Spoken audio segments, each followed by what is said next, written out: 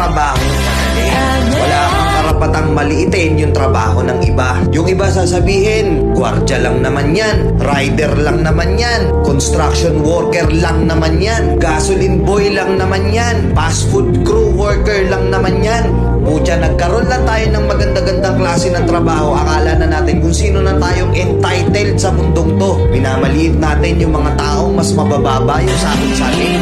Pagkakaalam ko kasi, wala kang karapatang maliitin o matahin yung trabaho ng iba hanggat nagtatrabaho sila ng marangal. Walang trabahong madali.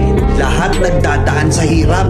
Lahat nagsasakripisyo. Kaya kung iniisip mong porket maganda-ganda yung trabaho mo, malaki-laki yung sinasahod mo, mamaliitin mo na yung mga trabaho ng mga taong nagtatrabaho na mas maliit yung sahod sa'yo. Mag-isip-isip ka. Baka bawiin sa'yo yan. Baka biglang bumaliktad yung mundo at sila naman yung umangat. Kahit anong trabaho mo, magpakumbaba ka pa rin. Bilog ang mundo, hindi palagi nasa taas ka. Kaya hanggat maaari sa lahat ng oras, magpakumbaba ka. Diba?